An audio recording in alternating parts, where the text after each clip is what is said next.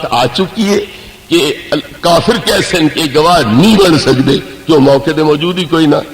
اسی جواب کہہ دسا ہے کہ اسی موقع دے گواہ نہیں ہاں، اسی موقع دا گواہ کوئی ہو رہے اس کی گواہی اگا تھوڑے سامنے بیان کر رہے ہیں.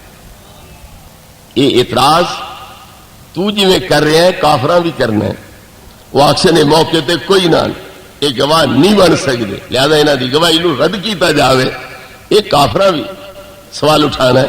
لیکن اس ویلے بھی جواب ساڈا تے ہن بھی جواب ساڈا کیا ہے کہ اسا اصلی گواہ نہیں ہاں، اسا کسے ہور اصلی گواہ دی گواہی نو اگے بیان کر رہے ہاں. وہ گواہ قرآن ہے، نبی کریم علیہ السلام دی ذات پاک ہے.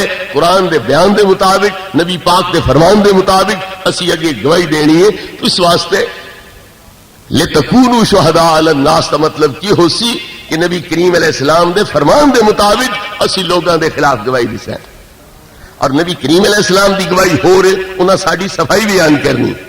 تو سرکار دی گواہی ہے ساڈی صفائی والی، او مشاہدے تو بعد ہو سکتی ہے، بغیر مشاہدے دے نہیں ہو سکتی.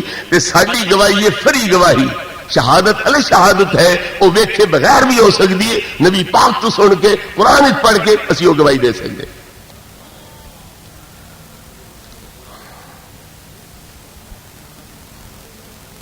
حضور علیہ الصلوۃ والسلام عالم ما کان و ما یکون ہیں، لیکن بخاری شریف میں ہے کہ ام المومنین حضرت عائشہ صدیقہ رضی اللہ تعالی عنہا اس قرآنی آیت قل لا یعلم من فی السماوات والارض الغیب الا اللہ کی تفسیر میں فرماتی ہیں من حدث ان محمدا یعلم الغیب فقد کذب.